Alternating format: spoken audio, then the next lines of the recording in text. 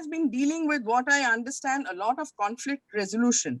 Her work on anti-fraud, her work as an ombudsperson. Thank you, Gurmeet, for quoting that phrase of from ombudsman to ombudsperson, and of course of gender inclusion. So, Gurmeet, how do you deal with these conflicts, and how do you make them as places where learning can take place?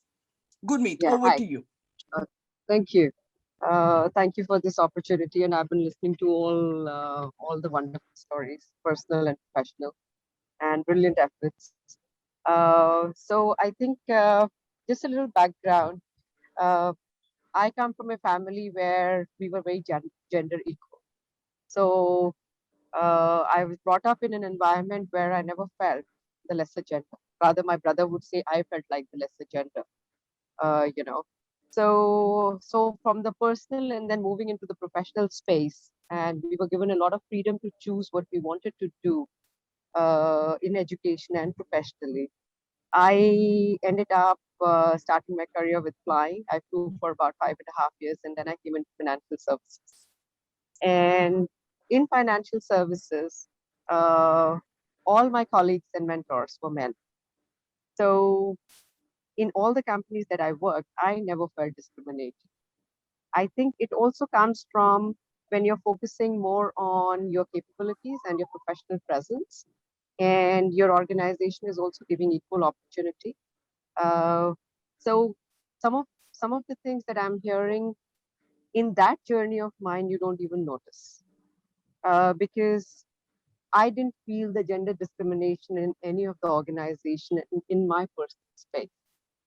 Uh, but as in Home Credit India, when in year 2016, when I was invited to set up the ombudsperson vertical, when we sat down and discussed what is it that the organization wanted to achieve, we had done a survey global. There was a global survey, and one of the key things that came out was the less participation of women in the senior management and the middle management roles, and that there was a voice of insecurity coming from that gender.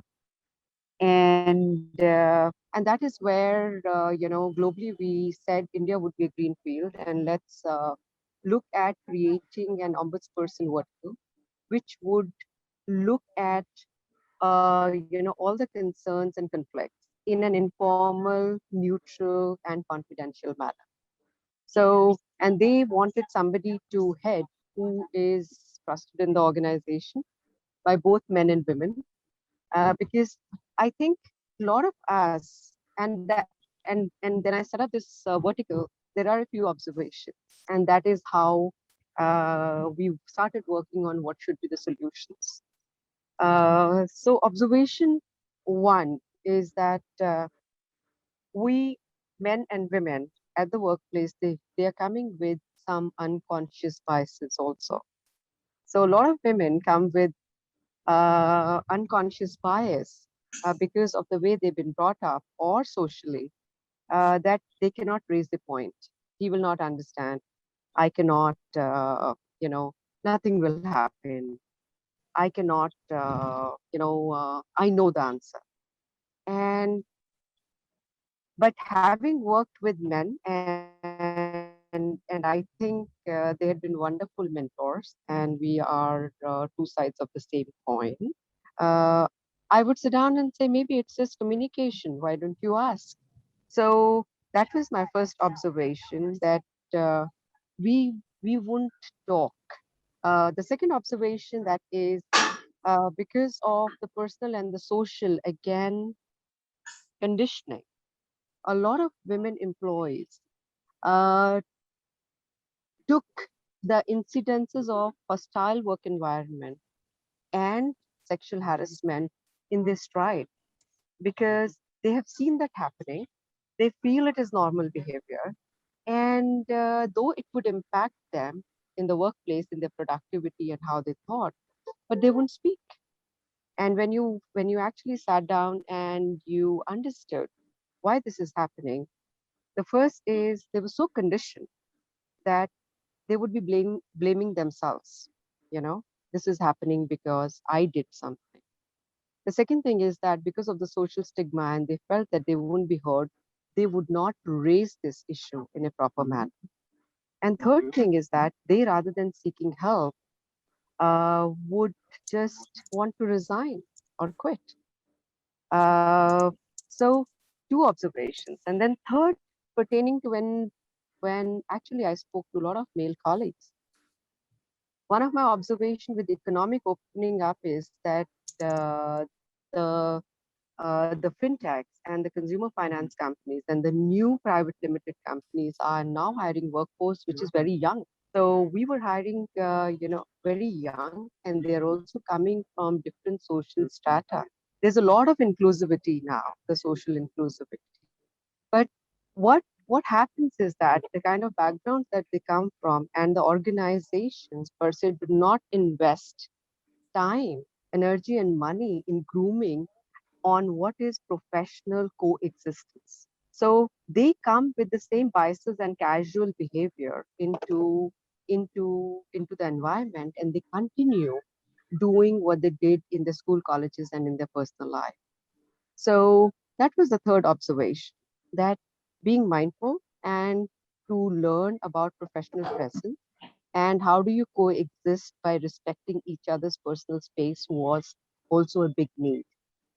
So that is how the ombuds then kind of structured uh, doing things around one, creating awareness programs which were for both men and for women. And we never did any workshop on sexual harassment which was only exclusively women.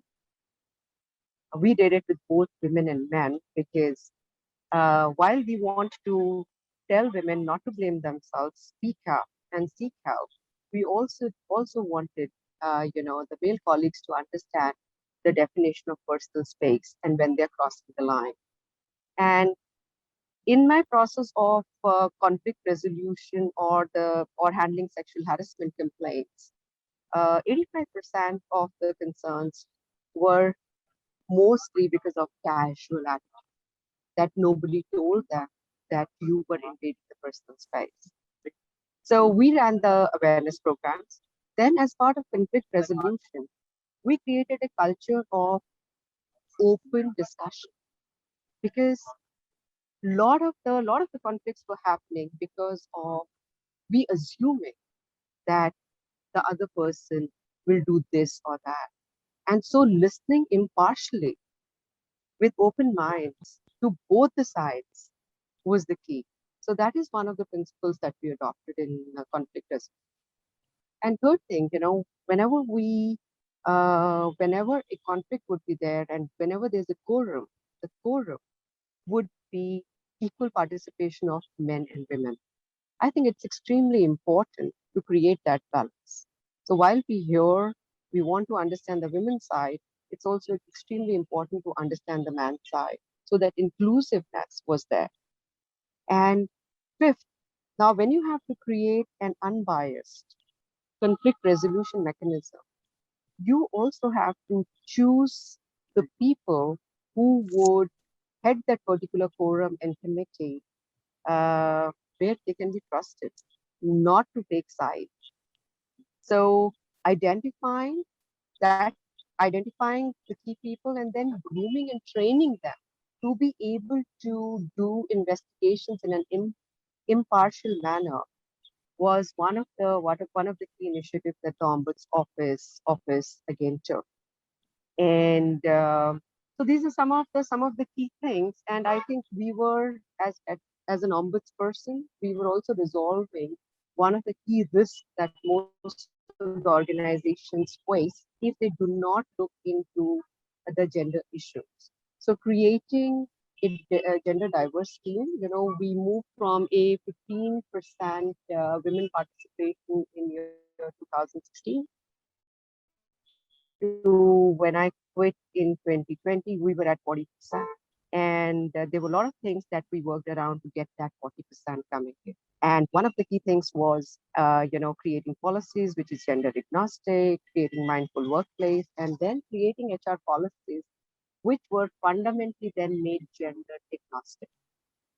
And of course, there are multiple aspects of safety that got introduced at the workplace, and I'm very proud, that at Home Credit, you could then feel the sensitivities and the mindfulness which started to set in.